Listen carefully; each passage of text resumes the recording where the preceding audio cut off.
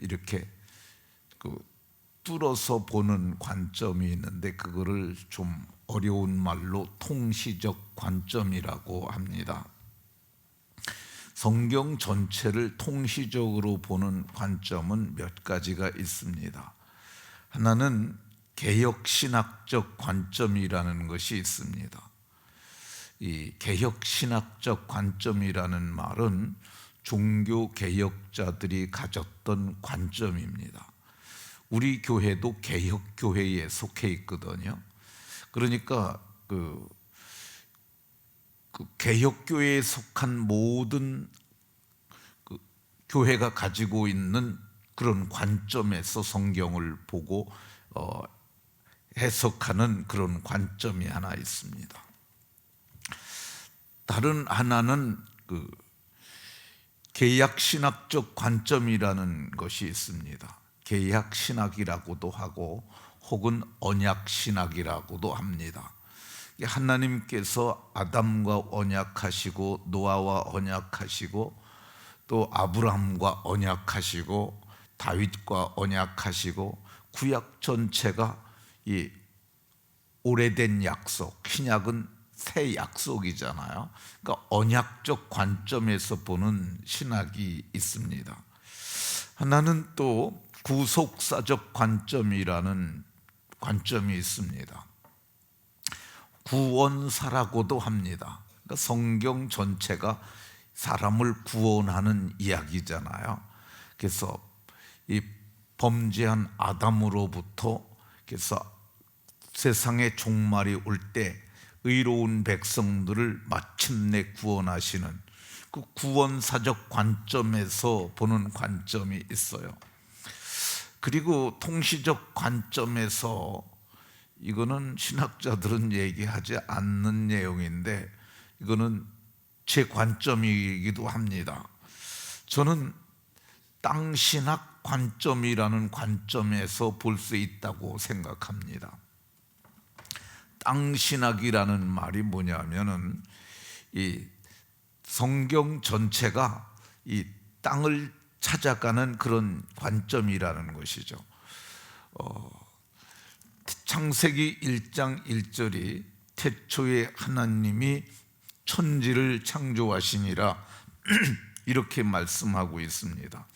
근데 천은 하늘이고 지는 땅입니다. 요즘 새로 번역된 성경들이나 영어 성경에는 하늘과 땅을 창조하셨다고 말씀하고 있어요. 그러니까 1절부터 땅 얘기가 나와요. 그리고 하나님께서 믿음의 조상 아브라함을 부르시고 약속한 게 뭐냐면 땅 준다는 약속이거든요. 이삭에게도 땅 준다, 야곱에게도 땅 준다. 그리고 저들이 애굽 땅에서 있을 때 약속의 땅을 약속하시고 땅 찾아가는 얘기예요. 그리고 마침내 여호수아는 땅에 들어가는 얘기죠. 그리고 이 신약도 다르지가 않아요. 그러니까 약속하신 새 하늘과 새 땅에 들어가는 것이 그게 땅에 대한 이야기예요. 그래서 땅 신학도 하나의 관점으로 볼 수 있다고 저는 생각을 합니다. 그런데 이게 학문적으로 정립하고 이것이 논문으로 나오고 인정을 받고 그래야 되는데 아마 다른 학자들이 나와서 좀 해주면 좋겠다는 생각이 듭니다. 그리고 마지막으로 하나 더 살펴볼 것이 목양신학적 관점이죠. 목양신학적 관점. 이것은 하나님께서 사람을 지으시고 사람들을 기르시고 양육하시고 그래서 마침내 저들이 의로운 백성을 만들어 가시는 하나님의 관점이라고 할 것입니다. 이 성경을 보면은 하나님이 목자가 되셔서 저들을 늘 인도하십니다. 다윗도 시편 23편에서 여호와를 자기 목자라고 고백했고요. 또 하나님께서 자기를 대신하여 목자를 세우셨는데 다윗을 하나님이 목자로 세우셨다고 시편 78편에서 그렇게 말씀합니다. 양의 우리에서 건져서 이 내 백성 이스라엘을 기르도록 하셨다고 말씀합니다. 신약 성경에서 예수님께서는 나는 선한 목자라고 말씀하셨고, 베드로 사도는 예수님을 히브리서에서는 양들의 큰 목자가 예수님이라고 말하고, 베드로 사도는 예수님이 목자장이라고 이렇게 말합니다. 그 목양을 하는데 예수님도 사람을 세우셨고, 베드로는 또 이렇게 함께 장로된 자들을 세워가지고 그들로 하여금 목양했던 것을 볼 수가 있습니다. 그러니까 목자들을 통해서 마침내 하나님 나라를 이루어가는 그 과정, 그래서 그런 관점에서, 그러니까 이번 한 주간은 목양신학적 관점에서 우리가 별로 안 다루었던 사람들, 그런 사람들을 그런 관점에서 보도록 하겠습니다. 오늘 봉독한 본문 7절을 보게 되면 그 집을 구원하였으니 이렇게 말씀합니다. 그 집을 구원하였으니, 이거는 노아의 집이에요. 그래서 그 집을 구원한 목자 노아, 이런 제목 가지고 살펴보도록 하겠습니다. 한번 따라 하십시다. 그 집을 구원한 목자 노아. 옆 사람과 서로 이렇게 인사하면서 복을 빌어줍니다.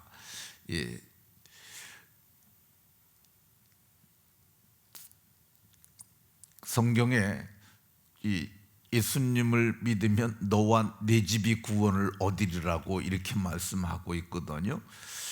또 성경에 보면 노아가 그 온 집을 구원하였다는 표현이 있습니다. 그러니까 좋은, 이렇게 서로에게 복을 빌어줍니다. 좋은 목자가 돼서 자신과 온 집을 구원하는 복이 있으시기 바랍니다.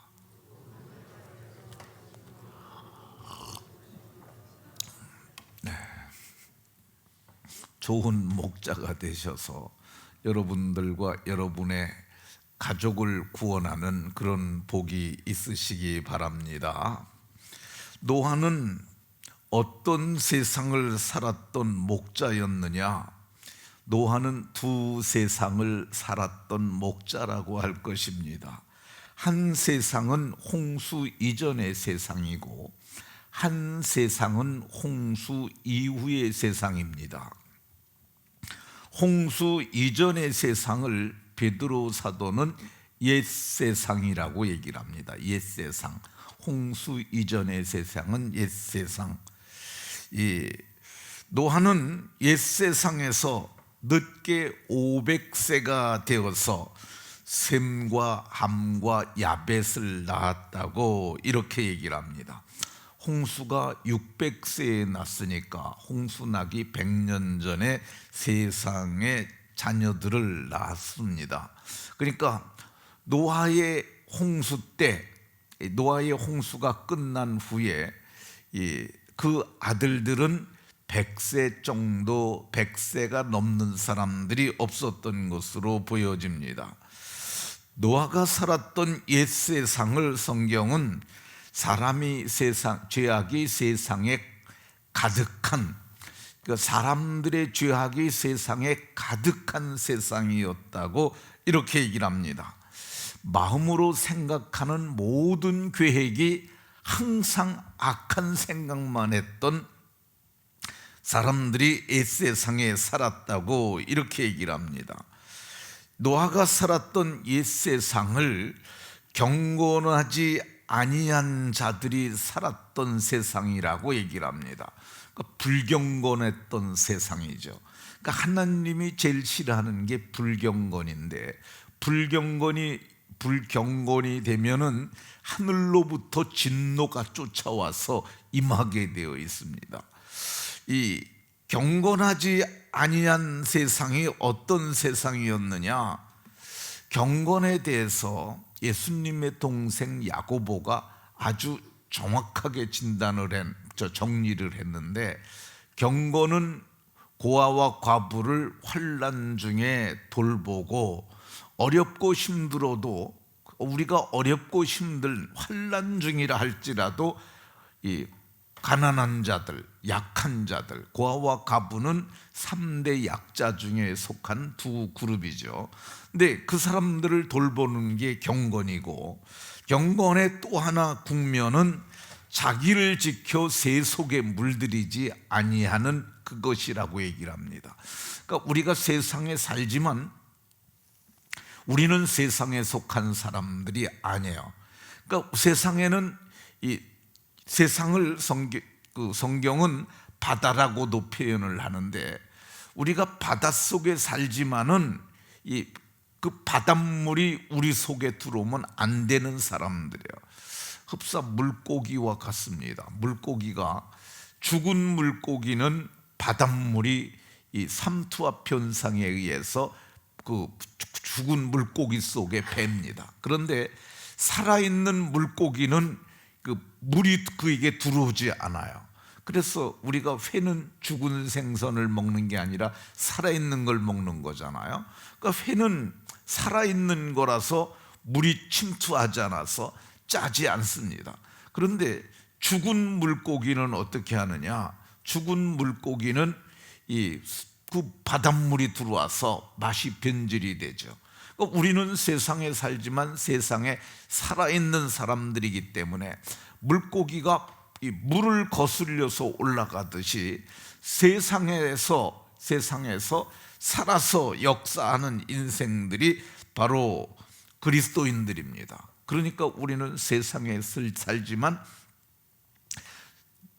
자기를 지켜서 세속에 물들이지 않는 그런 사람들이 오늘 성경이 얘기하는 경건한 삶을 얘기를 하는데, 목자는 경건한 자가 되어야 하는 줄로 믿으시기 바랍니다. 그러면 노아는 죄악이 관영하고 죄악이 가득하고 경건치 않는 사람들이 사는 세상에서 어떻게 살아있느냐 보면, 노아는 여호와께 은혜를 입었더라 이렇게 말씀합니다. 그러니까 죄악이 가득하고 경건치 않은 자들이 가득한 세상에 살면서도 그는 은혜를 입고 살았어요. 목자는 이런 은혜가 있어야 합니다. 그러니까 너무너무 세상이 가득하니까 시대 정신, 세속 정신들이 세상을 지배하니까 이 하나님의 은혜, 경건한 삶 이런 것들이 다 덮여버려서 어떤 것이 경건인지도 알 수도 없는 세상에서 노아는 여호와께 은혜를 입어서 경건하게 살았던 것을 볼 수가 있습니다. 노아는 어떻게 죄악이 가득하고 그리고 경건하지 아니한 자들이 사는 세상에서 어떻게 살았느냐, 6장 9절에 보면 의롭게 살았어요. 그래서 당대의 완전한 자라고 얘기를 합니다. 노아는 의인이요 당대의 완전한 자로 살았습니다. 그러니까 여기서 노아가 의인이라는 말과 당대의 완전한 자라는 말은 비교해서 하는 말이에요. 그러니까 노아는 절대 의를 입은 것은 아닌 것으로 보여집니다. 우리는 모두가 이 절대 의를 입었는데, 그 절대 의가 뭐냐면 믿음으로 말미암아 의롭다 하심을 받은 거야. 그러니까 내가 의로운 것이 아니라 하나님이 의롭다고 인정을 해주신 거야. 그 이유가 뭐냐면 예수의 피로 말미암아 속량 곧 죄사함을 받아서 죄가 덮여 있는 거야.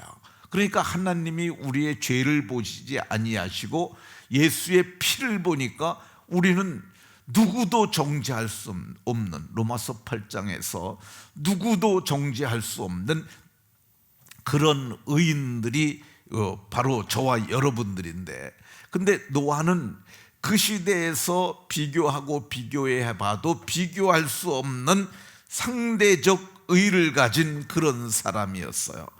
목자는 어떤 사람이었느냐? 절대의를 가진 사람이지만 또 상대적으로도 우리는 의롭게 살아야 한다고 생각을 합니다.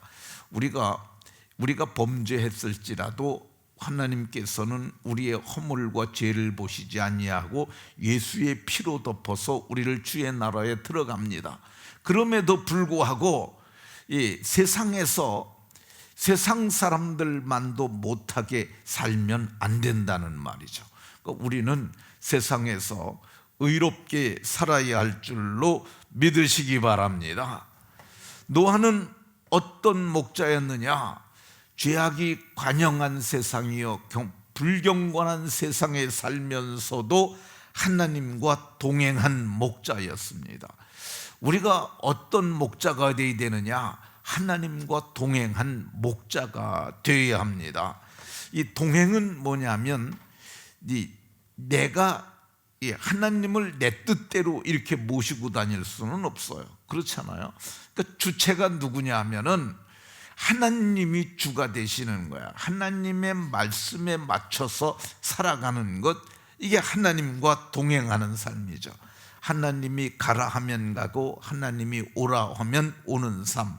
목자는 하나님의 뜻을 따라 살아야 할 줄로 믿으시기 바랍니다. 노아는 그러면 어떤 일로 하나님 앞에서 의롭다함을 받았을까? 성경을 보면 노아는 하나님의 말씀을 다 준행한 자라고 얘기를 합니다. 이 노아에게 하나님께서 하신 말씀이 너는 고페로 나무로 너를 위하여 방주를 만들되, 이렇게 말씀합니다. 고페르 나무가 어떤 나무냐면요, 고페르 나무. 고페르 나무가 제가 고페르 나무라는 나무가 우리는 그 나무에 대해서 그게 고페르 나무라는 말은 우리나라에 없는 말이니까 그냥 원문을 쓴 거예요. 근데 이 고페르 나무가 전나무하고 비슷한데, 그러니까 어쨌든 어마어마하게 굵고 그렇게 꼬짱 뻗어가는 그런 나무입니다. 제가 나무 이미지를 보냈는데 그게 오늘 안 나왔네요. 근데 그 나무가 어마어마하게 큰 나무들이에요. 근데 노아 홍수 이전의 세상, 옛 세상에서는 그때는 오늘날과 같은 세상이 아니었다는 것이 창조 과학자들의 그거 아니야. 그런 창조 과학자들이 하는 얘기입니다. 창조 과학자들이 그때는 이 성경을 보게 되면 아직 띄우지 말아요. 그 고페르 나무로 했는데 그 시대는 이 세상, 지금 노아는 옛 세상에서 방주를 만든 사람이었거든요. 그 옛 세상은 어떤 세상이었느냐 하면은 오늘날하고는 전혀 다른 세상이었어요. 그 세상은 노아 홍수로 말미암아 일어났던 그 때의 정황을 보면 하늘의 창들이 열리고 땅의 기품의 샘들이 터졌다고 얘기를 하거든요. 그래서 이 땅은 홍수로 인해서 땅이 저주받은 세상이거든요. 지금은. 그때는 나무만 하더라도 어마어마하게, 그러니까 지금 지구 형체가 이게 산도 굉장히 높은 산도 있고 바다도 깊은 데는 10,000m 이상 깊은 데가 있잖아요. 그러니까 옛날에는 그런 세상이 아니라 이게 오늘날하고는 전혀 다른 세상이었다는 걸 생각을 해야 합니다. 그러니까 어마어마하게 나무가 많은 세상에서 그 나무를 가지고 만들었는데, 방주를 만들려고 그래서 만들었는데, 방주의 규격이 창세기 6장 15절에 보면 그 길이는 300, 그리고 그 너비는 50, 높이는 30 규빗으로 상중하 3층으로 만들려고 그러셨어요. 이게 한 규빗이 여기서부터 여기까지인데 55cm에서 57cm를 보통 한 규빗이라고 얘기를 합니다.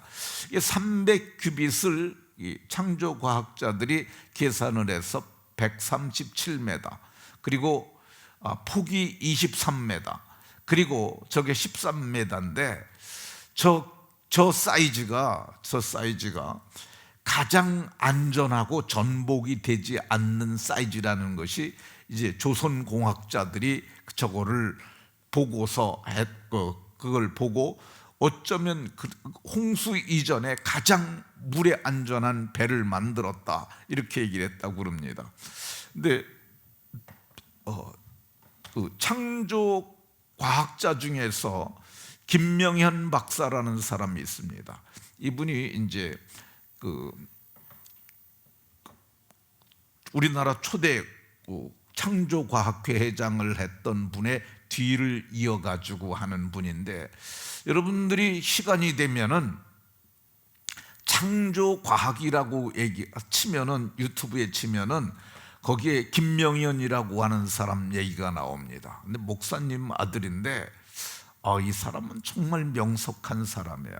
근데 이 사람은 믿음을 가지고 성경이 절대 진리라는 관점에서 이거를 봅니다. 근데 그 배를 만들려고 그랬는데 이게 어마어마한 규모의 배입니다.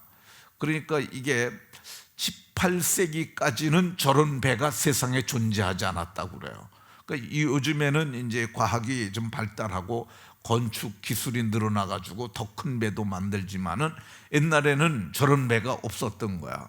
그러니까 지금으로부터 한 500년 전만 하더라도 성경에 이런 얘기가 있으니까 사람이 어떻게 저렇게 큰 배를 만들 수 있느냐 그랬는데, 요즘은 더 큰 것도 만드니까 저게 실존적으로 존재했던 것을 알 수 있습니다.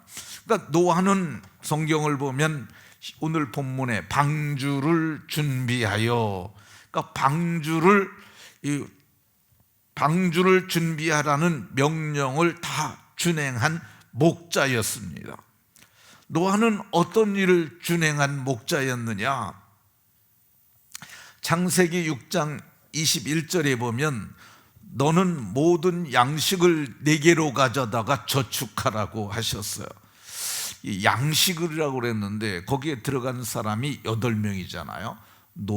노아의 아내, 세 아들, 그리고 세 자부에서 8명이 거기에 들어갔어요. 근데 1년 이상의 양식을 가져갔을 것이에요. 그런데 사람이 먹는 것보다 짐승이 먹는 것이 훨씬 더 많았을 것이라고 학자들은 얘기를 합니다. 근데 이 22절에 하나님이 자기에게 명령하신 대로 노아가 그걸 다 준행했다고 얘기를 합니다. 그게 보면 이 짐승을 준비하라고 그랬는데 정결한 짐승은 암수 7씩. 근데 그게 종류로 따지면 수도 없이 많은 거야. 근데 그거들이 먹을 양식을 다 준비했다고 그러니까 이게 어마어마한 양이죠. 거기에 짐승들 공룡도 있었을 것이고요, 맘모스도 있었을 것이고요. 여기에 대해서는 할 말이 많은데 제가 시간 관계상 안 하겠습니다. 지금은. 어쨌든 성경에 보면은 그 많은 짐승의 양식을 준비하라고 그러는 대로 그걸 다 준행했고요. 노아는 성경을 보게 되면 하나님께서 모든 짐승들을 다 공중의 새도 암수 7씩 다 방주로 데려가라고 그랬는데 그 모든 명령을 다 준행하였더라. 성경의 7장 5절에 그렇게 말씀하고 있습니다. 근데 이게 준행하였다라는 이 표현이 성경에 2번에 걸쳐서 나와요. 근데 이게 다 준행하였더라. 그러니까 노아는 어떤 사람이냐? 명령을 준행한 그런 사람이었어요. 목자는 말씀을 준행하는 것이 좋은 목자인 줄로 믿으시기 바랍니다. 그럼 노아가 목양했던 그 시대는 어떤 시대였느냐?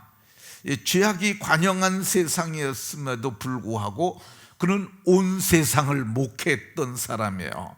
7절에 오늘 봉독한 본문에 보면 세상을 정죄하고 이렇게 말씀합니다. 그러니까 세상을 정죄했다는 표현은 이거는 이 세상 사람들에게 그렇게 살면 안 된다는 이 메시지를 전했는데, 그게 뭐냐면 방주를 짓는 거죠. 방주를 어떤 사람은 산에다 지었다고 그러는데 성경에 산에다 졌다는 표현은 없습니다. 그러니까 산에 진 거 아니고 어쨌든 노아가 바닷가에 지은 것도 아닌 것으로 보여져요. 노아가 방주를 자기 거처 가까운 곳에 지었을 것으로 보여져요. 근데 어마어마하게 큰 걸 짓는 때 사람들이 다 물어보지 않았겠어요? 저게 뭐야? 그거 배래. 아니 이 육지에다가 저 배를 왜 만든대? 저게 노아라는 사람이 만드는 건데 하나님이 저걸 만들려고 그랬대. 왜 만들려고 그랬대? 하늘에서 비를 내려가지고 그래서 세상이 다 물로 차서, 그래서 물에서 건짐받기 위해서 배를 만들려고 그랬대. 그 얘기가 그 시대 사람들이 다 들어갔어요. 그래서 세상 사람들이 물로 심판하기 위해서 하나님이 방주를 만든다는 이 메시지를 그 사람들이 다 알았어요. 근데 그 사람들은 뭐라고 그랬겠어요? 아무리 비가 많이 온다 할지라도 어떻게 물이 여기까지 차올라갔고 그래서 세상이 잠길 수 있단 말이야. 저건 말도 안 되는 짓이라고 그렇게 했을 것이에요. 성경은 이렇게 말합니다. 범죄한 세상을 노아가 정죄하는 그 일을 했었음을 말씀하고 있습니다. 그러면 노아는 옛세상 죄악이 가득하고 경건치 아니한 자들이 사는 세상에서 얼마를 구원했을까? 성경은 창세기 7장 1절에 보면 너와 내 온 집을 얘기를 하고, 그래서 노아의 일가족이 들어갔고, 그리고 베드로 사도는 겨우 구원한 것이 8명이라고 이렇게 말씀합니다.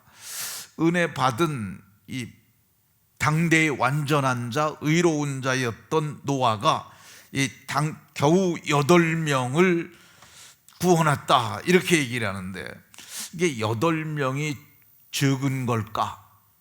저는 이렇게 생각을 좀 달리해서 보면 그 8명은 구원 얻어야 할 자 전부를 구원한 거죠. 구원 받아야 될 사람들 전부를 구원하였던 것을 성경이 말씀하고 있습니다. 자기 온 집을 어떻게 구원하였느냐? 근데 노아가 구원을 하는 그 일을 했지만은 성경은 하나님께서 구원하여 주셨음을 얘기를 합니다. 베드로후서 2장 5절에 노아와 그 7 식구를 보존하시고, 그러니까 이게 노아가 한 것이 아니라 구원은 여호와로 말미암는 거야. 그러니까 사람은 우리가 하는 것은 복음을 전해서 복음을 알아듣게 말하는 것이고, 구원은 하나님이 하시는 것을 성경 여기뿐만 아니라 전체적으로 그걸 말합니다. 요한복음 4장에도 그렇게 말씀하고요.